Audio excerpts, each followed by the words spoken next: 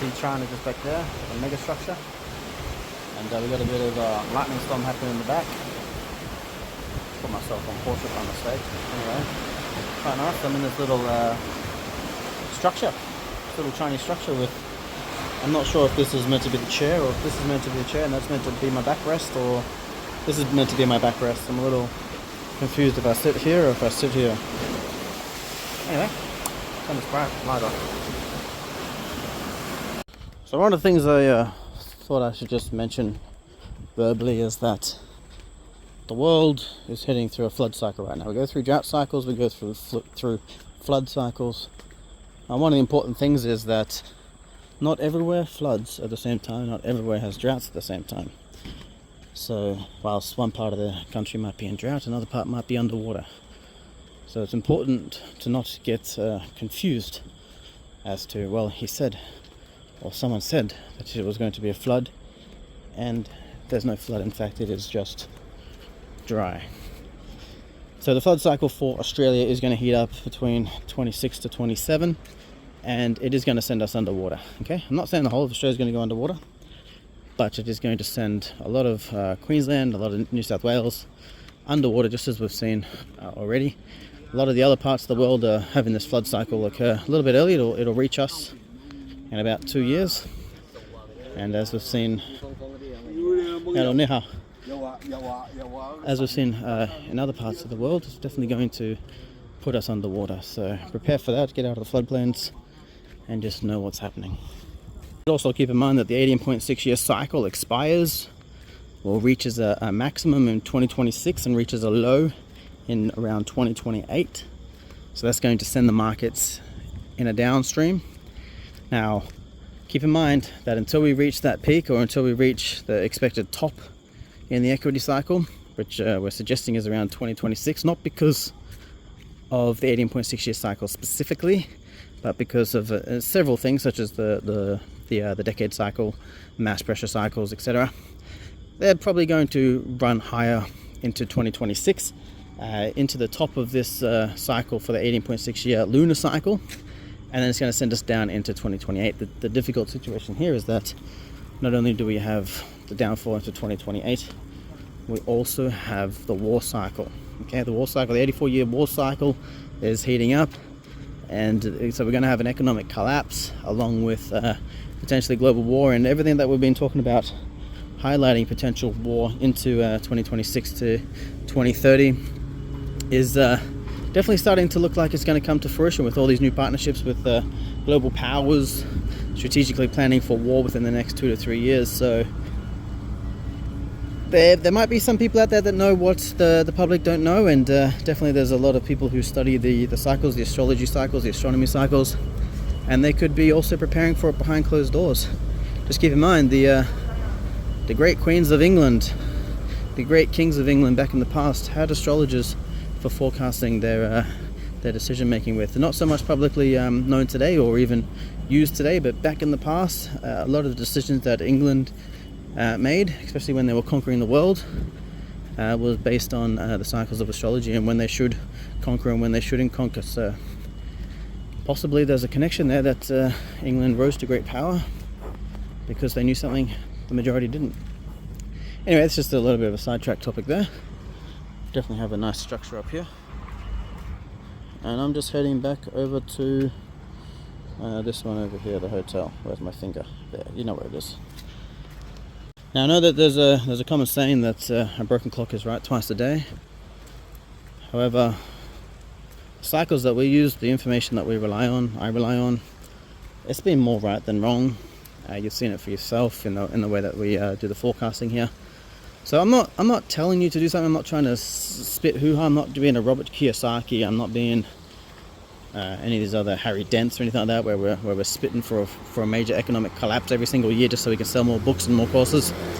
We're basing our stuff based on true cycles. Okay, so as Gann said, there was when he pointed out in the Bible, there's nothing new under the sun, and everything moves according to natural laws. So just keep that in mind when you decide to pick up a book from Harry Dent and he's forecasting the next great crash, or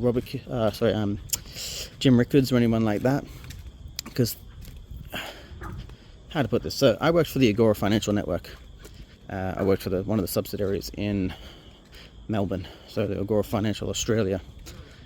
And one of the things that they do is they always say stick to a story, stick to a theme, and don't change your theme, because once you change your theme, people are going to stop following you because they get hooked on your story, they get hooked on your vision. So when I would go from like bullish or bearish during certain particular times, and I wasn't with them too long, about a year, I worked for them before COVID crash occurred. I would go like okay, for this month I'm bullish, and for the next month I'm bearish, and things like that. And they were like, you can't do that. You can't just switch and swap all the time, because people sort of forget what you said in the past. So if you got to keep repeating the same story over and over again so people actually remember it. So the reason why people like Harry Dent, who work with the Agora Financial Mob, people like Robert Kiyosaki, who also work for the Paradigm Press or Agora Financial Mob, the reason why they have the one story is because they're trying to sell their service. And generally speaking, their story is always bearish on the global economy. No matter what year, no matter what time frame, they're always just bearish. And no doubt you could say that bearishness sells more than bullishness. So as I'm saying, look, we're going higher in the markets into 2026. If you have a bullish service over a bearish service, especially when it comes to writing and publishing, no one wants to buy the bullish service because they don't need your help, they don't need your support. Okay, so we have to instill fear in people, and the way we could instill fear in people was by using the bearish scenario. So markets are going to collapse, the world economy is going to crash, and so on. So I would be more favorable of telling you every single year that the market's going to crash, and then every time it dipped by 1%, I'd be like, see, told you it's going to crash, even though it's just a 1% dip, and then it skyrockets another 4 or 5%. What you'll notice is that corrections happen quite often in financial markets. The markets might correct, 4 or 5% in a year. And then these guys come out and they say, oh, the market's going down, it's going to crash, it's going to go down. The Dow Jones is going to fall to 10,000 points. And then it never does. And then they've changed their story. They're now into real estate. They've gone over to Bitcoin. And then, oh, we're forecasting a crash in Bitcoin. And it goes down $1,000, but they were forecasting a $20,000 crash. Never does. Oh, now they're experts in real estate. They keep changing their theme, but it still maintains that bearish stance. So it'd be more advantageous of me not to tell you that the market's going to go higher into 2026, because then that means you don't need to rely on a service that I would provide, because you can do that all yourself. Does that make sense? Whereas if I was going to be bearish and you had a lot of money and you were scared of losing that money because you're reading in the news that the economy is crashing, etc., well, then that would give you more fear, and you'll be more inclined to buy something from me or buy my service. Okay, remember, if we're working for the Agora Mob. Now, the important thing to remember with this 18.6 year cycle is that it is a business cycle. And with that business cycle, we go through, if you take a look at the chart, it's basically a wheel, which is going to be your timepiece. It goes through peaks and troughs.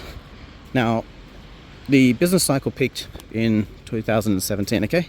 So just as Trump was in office, the business cycle was moving into its strongest, which is why they say now, under Donald Trump, we had the strongest 3 years in American history.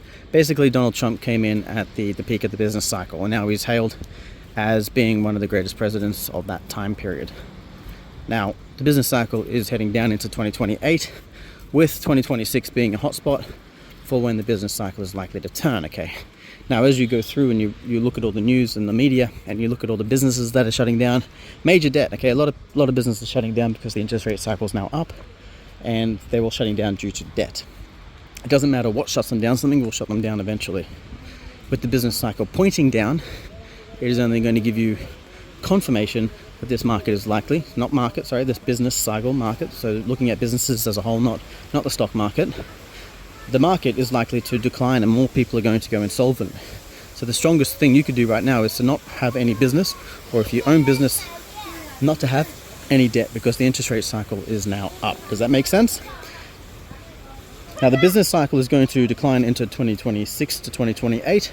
That's like a little 18-month period where the market should reach a low, and then it'll reset, okay? Now check this out, yummy, yummy, yummy. Might grab myself a Haagen-Dazs. I like the chocolate one. Chocolate caramel sounds nice. Chocolate and macadamia. I don't know, I think I'm going to go chocolate and caramel. 35 MOP. What's that? A couple of bucks. Oh, don't like the iciness on this one. Let's grab this one here.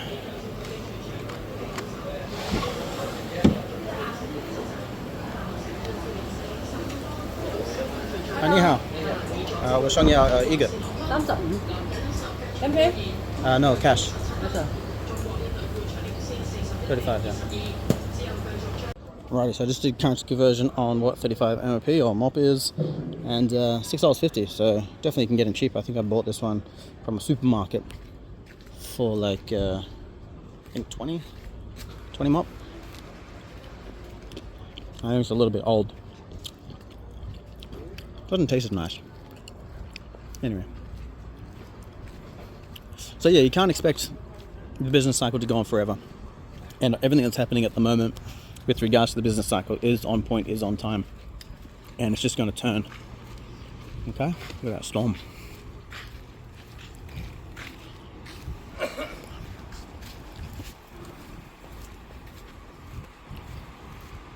Most important thing you can do right now is hold cash, hold as much cash as you can, or find a way to generate cash.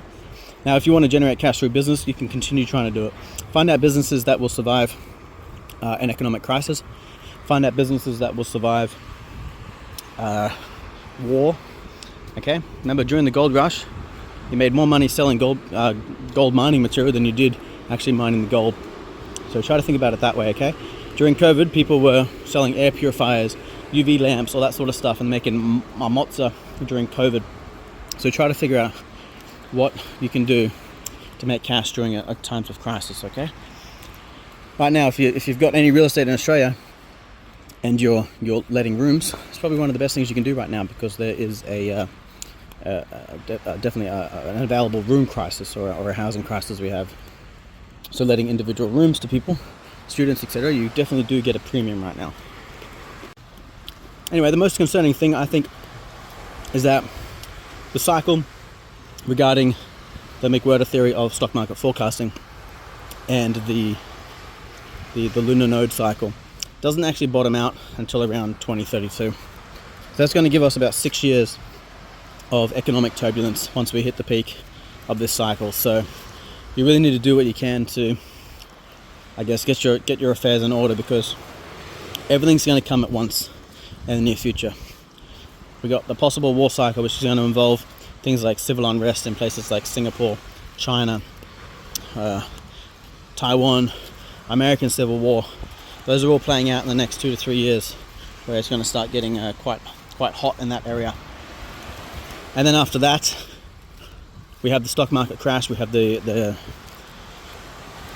crash of the real estate sector. Not crash. Everyone says the real estate markets never go down. Well, we'll see what happens. Okay, will they go down? Will they not go down? We'll see what happens. And then we have planetary forces, such as what McWhirter would point out as negative planetary forces, and that involves the planet Saturn. It's actually making, I'm just talking about her work specifically right now, it's actually making negative aspects to planets that she says brings down the American economy, or depresses the American economy. And it doesn't come out of effect until after 2032.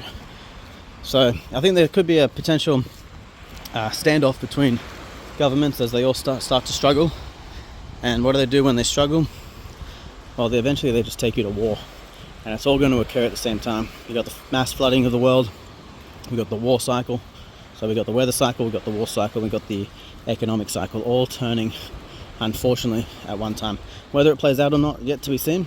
Whether things are as bad as or not is yet to be seen. You know, forewarned is forearmed, so do what you can.